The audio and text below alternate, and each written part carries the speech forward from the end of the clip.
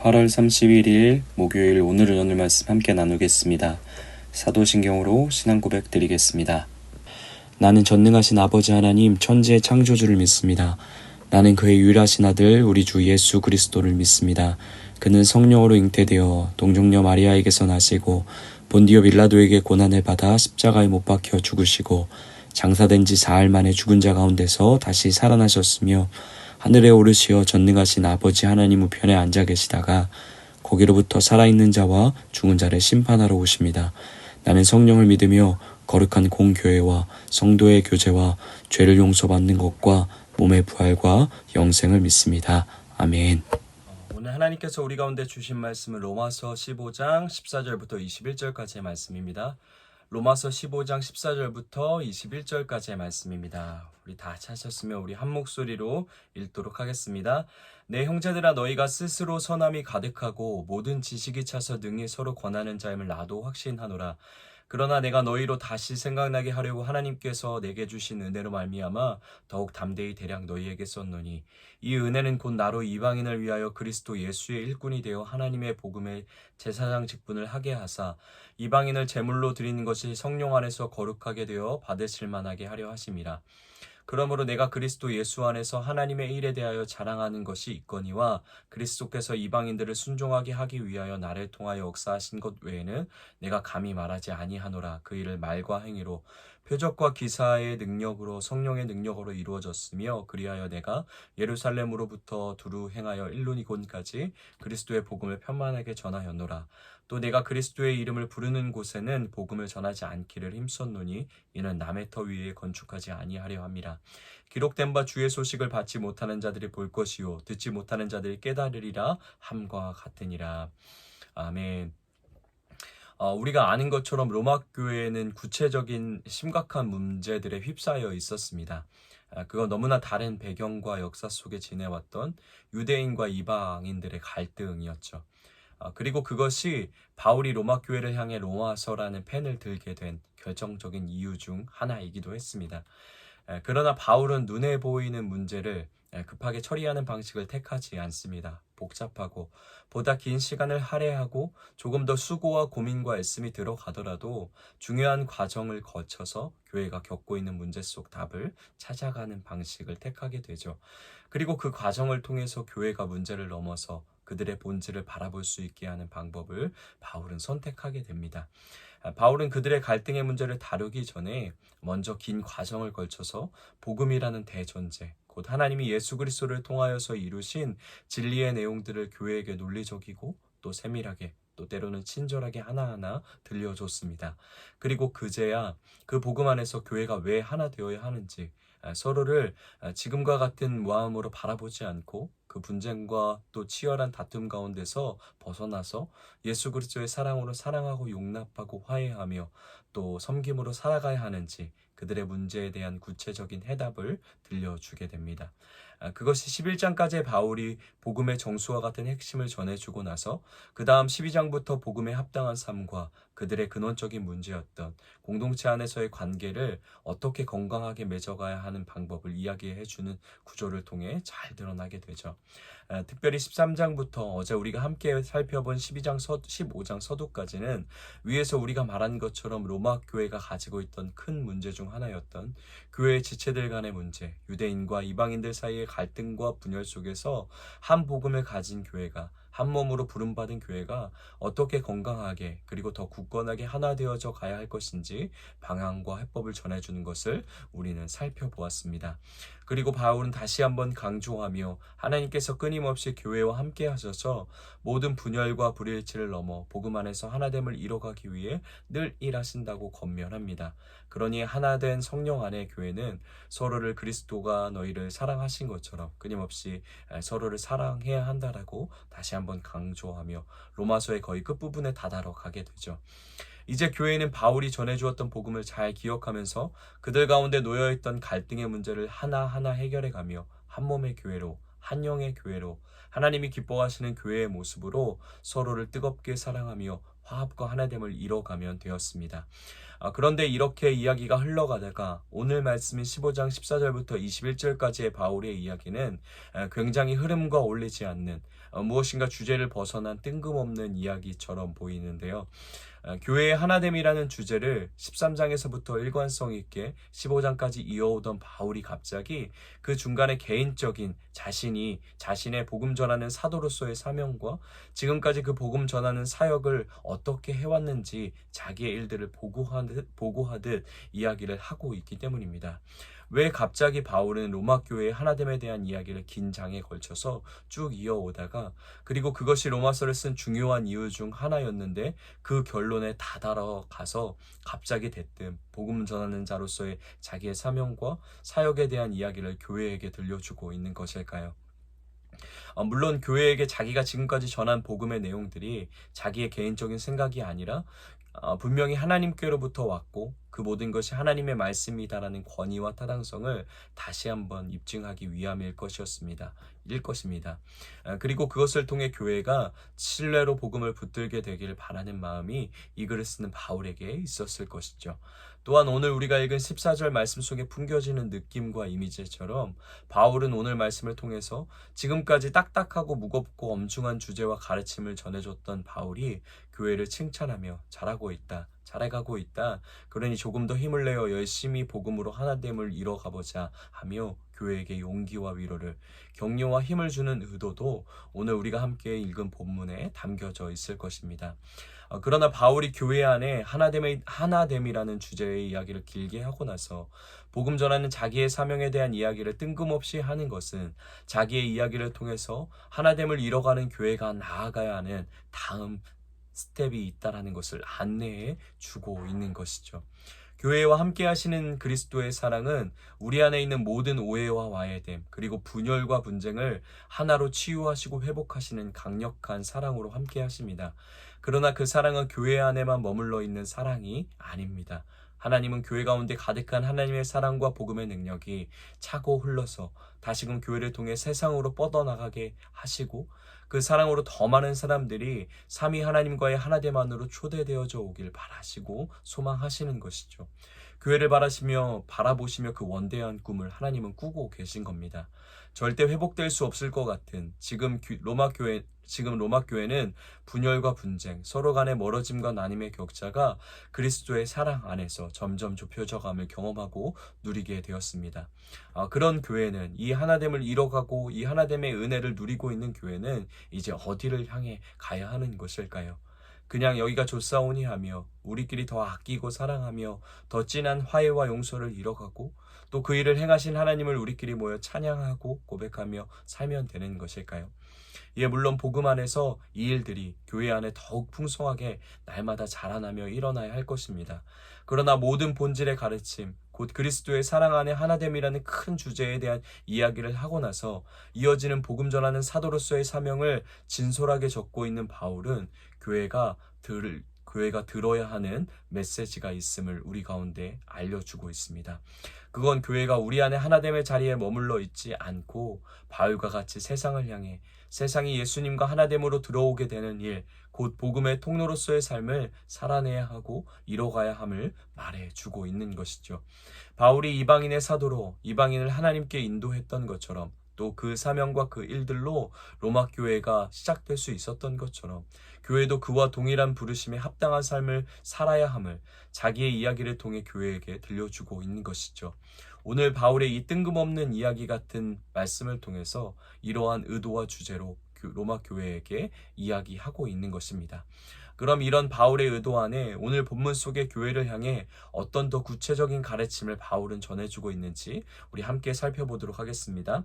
먼저 바울은 교회가 그리스도를 통해 소유하게 된 그들의 가운데 소유하고 있는 복음이 얼마나 큰 능력이 있는 것인지 다시 한번 자기의 이야기를 통해서 상기시켜주고 들려주고 있는데요. 우리 15절의 말씀 우리 다시 한번 읽어보도록 하겠습니다. 그러나 내가 너희로 다시 생각나게 하려고 하나님께서 내게 주신 은혜로 말미암아 더욱 담대히 대략 너희에게 썼노니. 아멘. 먼저 바울의 이야기 속에 나타난 복음의 능력은 다시 생각나게 하는 힘입니다. 베드로 사도는 베드로 전서를 통해 교회에게 선언합니다. 그리스도의 십자가 안에서 우리가 이미 모든 완전하고 온전한 하늘의 신령한 은혜와 복을 소유하게 되었다라고 선언합니다. 세상이 줄 수 없는, 세상에서 감히 맛볼 수 없는 온 세상을 지으신 하나님께로부터만 올 수 있는 참된 복을 교회가 지금 예수 그리스도를 통하여서 소유하고 있다라는 것이죠. 그러나 세상에 치여 살다 보면 우리는 금세 우리가 얻은 예수가 얼마나 존귀하고 소중한지, 그분으로부터 받고 누리고 있는 복과 은혜가 무엇인지 잊어버리게 될 때가 많습니다. 또 그로 인해 낙심과 좌절과 끝없는 남들과의 비교의식 속에서 무너짐을 경험할 때도 있게 되죠. 그러나 복음은 우리 가운데 다시금 생각나고 깨닫게 하는 능력으로 역사합니다. 복음을 통해 우리와 함께 하시는 하나님을 다시금 생생하게 발견할 수 있게 되고, 또 그분 안에서 내가 누구인지, 내가 어디로부터 왔는지, 또 어디를 향해 가는지 깨닫게 합니다. 그래서 시편의 고백처럼 세상 속에서 아름다워 보이는 악인과 죄인과 오만한 자의 길을 따르지 않고, 혹 세상의 대다수가 그 길로 가기를 원하고 달려가고 있다 할지라도, 또 그 길로 가자고 유혹할지라도 우리는 끝까지 여호와의 말씀이 인도하시는 길을 따라갈 수 있도록 복음이 우리를 깨닫게 하고, 그 능력이 우리에게 하늘로부터 오는 힘과 용기를 허락해 주는 것이죠. 또 한 가지 바울이 자기의 이야기를 통해 들려주는 교회가 가진 복음의 능력은 18절 19절에서 나타나 있습니다. 우리 18절 19절 우리 함께 읽어보도록 하겠습니다. 그리스도께서 이방인들을 순종하게 하기 위하여 나를 통하여 역사하신 것 외에는 내가 감히 말하지 아니하노라. 그 일을 말과 행위로 표적과 기사의 능력으로 성령의 능력으로 이루어졌으며, 그리하여 내가 예루살렘으로부터 두루 행하여 일루니곤까지 그리스도의 복음을 편만하게 전하였노라. 아멘. 바울은 이야기합니다. 그리스도께서 복음을 통해 이방인을 순종함 가운데 인도하셨고, 그 일을 이루시는데 모든 표적과 기사와 능력과 성령의 능력으로 함께 하셨다라고 선언합니다. 여기서 이방인들을 순종하게 한다라는 표현은 우리 앞서 살펴봤던 1장 5절에서도 한번 본 표현인데요. 그 서론의 9절에 보면 바울은 이렇게 선언합니다. 1장 5절 읽어드리도록 하겠습니다. 그로 말미암아 우리가 은혜와 사도의 직분을 받아 그의 이름을 위하여 모든 이방인 중에서 믿어 순종하게 하나니. 아멘. 이 9절에서 모든 이방인 중에서 믿어 순종하게 하나니의 표현과 오늘 위에서 읽은 18절과 19절에서 나타난 표현과 동일한 말인데요. 그런데 여기서 복음이 이방인을 하나님 앞에 순종하도록 한다라는 표현 안에는 로마 황제의 통치를 겨냥하여 선언하고 있는 뜻입니다. 무슨 말이냐면 복음 안에는 로마 황제의 막강해 보이는 통치와 권력이 작용하는, 그리고 실제적으로 난무하는 시대 속에서도 복음은 하나님의 말씀을 따라 그분의 다스림에 순종하며 살아갈 수 있게 하는 살아있는 힘으로 교회 가운데 역사하신다라는 사실을 바울이 선언하고 있는 것이죠. 그리고 오늘 말씀 속에는 그렇게 우리가 그리스도께 순종하며 살아갈 수 있도록 하나님이 표적과 기사와 성령의 능력으로 모든 지혜와 권능으로 함께 하신다라고 선언하고 있습니다. 복음은 믿어 순종케 하는 능력입니다. 아무리 세상의 돈이, 명예가, 학벌이, 또 넘쳐나는 최고라 말하는 사상과 이념이 세상을 좌지우지하고 실제적으로 우리 피부에 닿게 우리를 올가매고 우리를 억누르고 때론 거부할 수 없을 정도로 강력하게 우리를 휩쓸어 가는 것 같아 보여도 복음은 믿어 순종케 하는 능력입니다. 어떤 상황과 도전 속에서도 그리스도께 순종할 수 있도록, 그분의 말씀 앞에 순종하도록 그분의 도를 따라 그분의 다스림을 따라 살아갈 수 있게 하는 살아있는, 살아계신 강력한 능력인 것이죠. 복음은 믿음이 없던 사람이 기독교를 믿게 하고 일주일 중 한 번 교회에 나와 예배 드리게 하는 정도의 능력이 아닙니다. 복음은 완전한 새로운 삶으로 인도하는 하나님의 순종의 능력입니다. 자기의 삶의 주인이 자기가 아니라 하나님을 인정하게 하는 능력이고, 그로 인해 이제 내 뜻과 방법이 아니라 하나님의 말씀을 따라 살아가게 하는 능력인 것이죠. 사랑하는 에바다 공동체 여러분, 오늘 우리 가운데 허락해 주신 이 복음, 그리고 이 복음 안에 역사하는 순종의 능력이 세상의 어떤 강력해 보이는 힘 앞에서도 우리는 예수를 따라 살아가는 자임을 당당하게 고백하게 하길 소망합니다. 또한 그 고백대로 그 길을 따라 살아내는 실제적인 발걸음과 삶의 열매가 우리 삶 속에 맺혀지길 예수님의 이름으로 축복합니다. 또한 우리만 그렇게 살아내는 것이 아니라 얼마나 요즘 세상이 삭막하고 허무함과 곤고함 가운데 있음을 우리가 보게 됩니까? 허무한 가치를 따라 살아가며 메말라가는 사람들의 이야기를 우리가 얼마나 많이 마주하며 듣고 살아갑니까? 복음에는 생명의 순종의 능력이 있습니다. 그 복음이 오늘 우리를 우리 되게 했습니다. 절대 바뀌지 않을 것 같은, 아니 이미 완전히 폐허돼 버려서 돌이킬 수 없을 것 같은 사람들과 세상도 다시 그리스도의 풍성한 사랑의 순종으로 복음은 인도할 수 있습니다. 그 복음의 능력을 신뢰하며 그들을 향해, 세상을 향해 나의 삶의 이야기로 풀어낸 복음을 가지고 찾아감을 멈추지 않는 우리 에바다 교회 되길 소망합니다. 그 길을 가는 우리의 모든 삶에 19절의 고백처럼 하나님이 표적과 기적과 성령의 능력으로 그분의 모든 힘과 권세로 함께 하시며 그 뜻을 이루어 가 주실 것입니다. 교회는 이처럼 교회의 안팎으로 하나님이 허락해 주신 사명과 사역이 있습니다. 그 일들을 균형 있게 복음의 힘 안에서 성실하게 이루며 가꾸며 교회는 하나님의 나라를 세워가야 할 것입니다. 그런데 마지막으로 바울은 이런 사명과 사역을 교회가 담당하며 살아가면서 꼭 기억해야 하는 것을 가르쳐 주는데요. 우리 마지막으로 16절, 17절 우리 함께 읽어보도록 하겠습니다. 이 은혜는 곧 나로 이방인을 위하여 그리스도 예수의 일꾼이 되어 하나님의 복음의 제사장 직분을 하게 하사 이방인을 제물로 드리는 것이 성령 안에서 거룩하게 되어 받으실 만하게 하려 하심이라. 그러므로 내가 그리스도 예수 안에서 하나님의 일에 대하여 자랑하는 것이 있거니와. 아멘. 우리의 모든 삶과 사역이 바울의 고백처럼 오로지 그리스도의 모범을 따라 그분의 기준에 따라 살아내야 하고 살아낼 수 있게 되길 소망합니다. 그리고 그 모든 과정 가운데 우리의 수고와 헌신과 또는 피나는 애씀이 들어갔더라도 그 일은 사실 우리가 한 일이 아니라 우리 가운데 함께 하시는 그리스도가 하셨으며, 그리고 은혜로 우리 가운데 허락해 주신 선물인 복음이 이룬 일이니 오로지 우리의 자랑이 오직 그리스도만, 그리고 내가 한 일이 아니라 그분이 이루신 일만 자랑이 되는 오늘 우리 하루와 또 앞으로 우리의 모든 인생이 되길 다시 한번 예수님의 이름으로 축복합니다.